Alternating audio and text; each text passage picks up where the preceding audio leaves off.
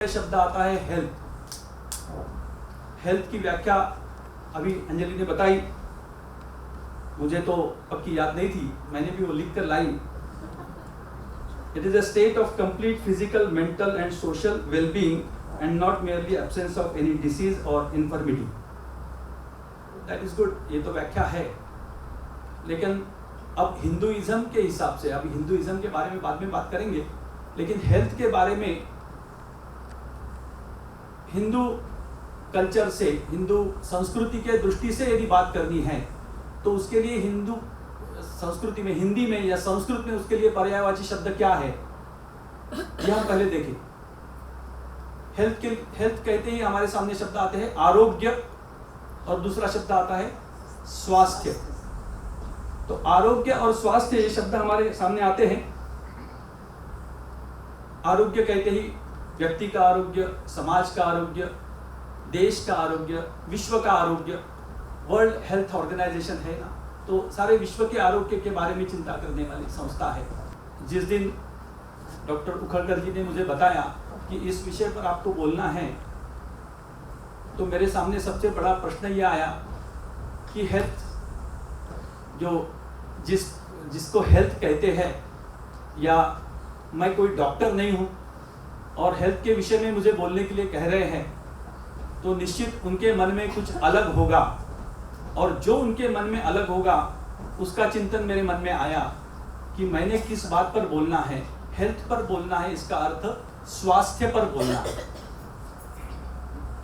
अब स्वास्थ्य शब्द का अर्थ क्या है?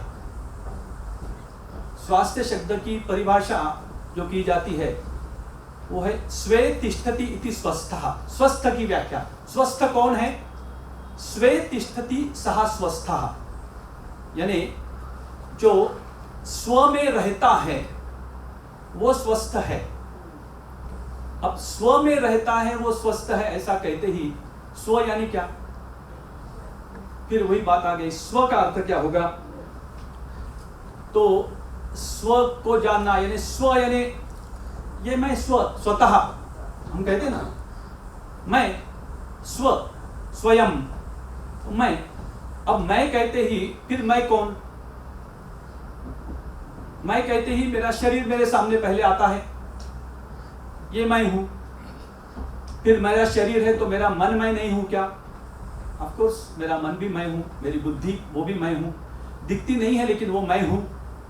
मन हम तो देख नहीं सकते लेकिन वी कैन फील इट, हम उसको अनुभव कर सकते हैं, मन के विचारों का अनुभव करते हैं।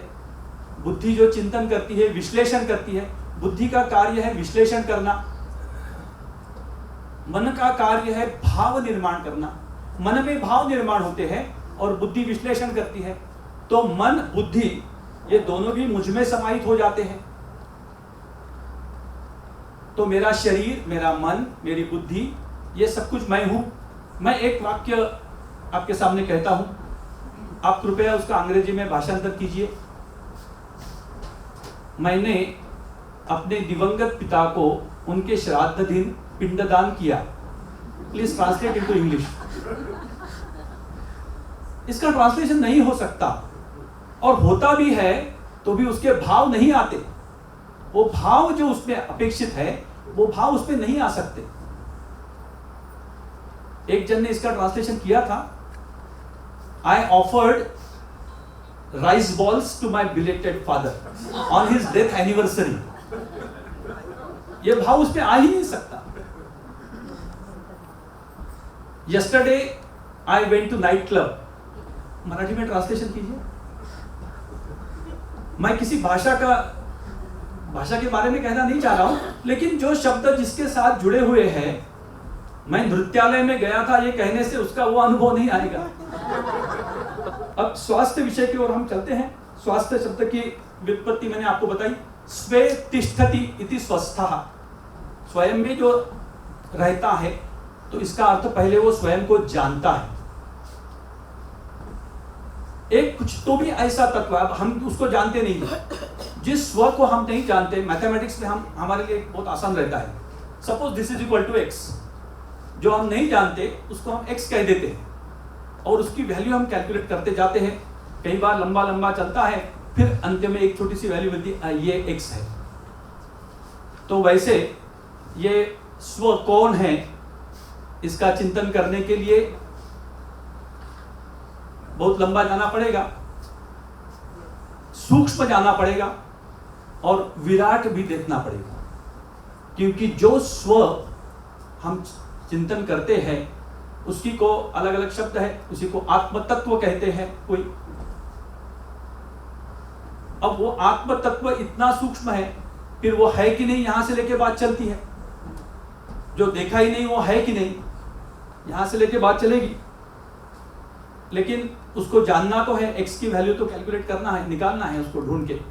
तो वो स्व के बारे में चिंतन करते करते हमारा संपूर्ण अध्यात्म शास्त्र उसमें लग गया, और जिन्होंने उसकी वैल्यू निकाली उनको पता चला कि वो ऐसा एक तत्व है जिसने सारे विश्व को व्याप्त कर लिया है, जो सारे विश्व में सर्वत्र है, और सर्वत्र होते हुए वो मुझ में भी है। और वो एक ऐसी बात है कि जिसमें परिवर्तन नहीं होता, वो जैसा का वैसा रहता है।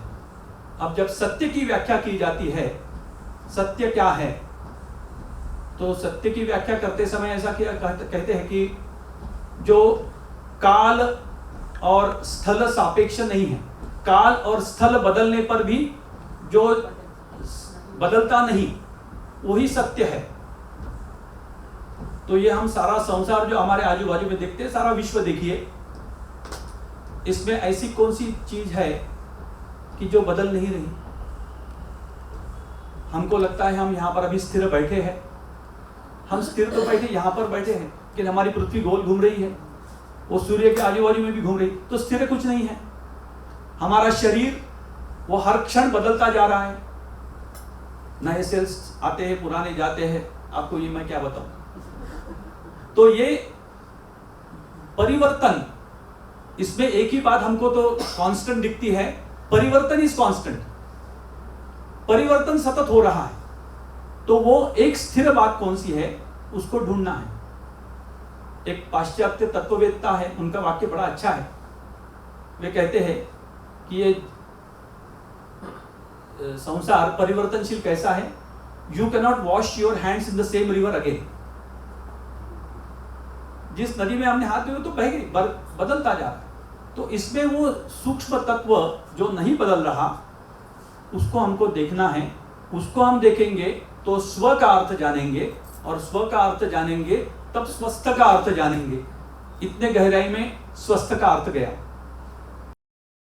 पर्सपेक्टिव्स, अब जैसे पर्सपेक्टिव्स कहते हैं तो it is not a singular word, it is plural. अनेक दृष्टिकोण है। पर्सपेक्टिव के लिए हम शब्द प्रयोग करते हैं दृष्टिकोण।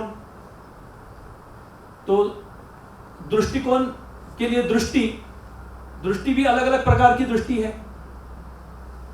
सबसे पहली दृष्टि है हमारी चर्म दृष्टि, हम अपने आंखों से देखते हैं, यह दृष्टि है। दूसरी है भाव दृष्टि।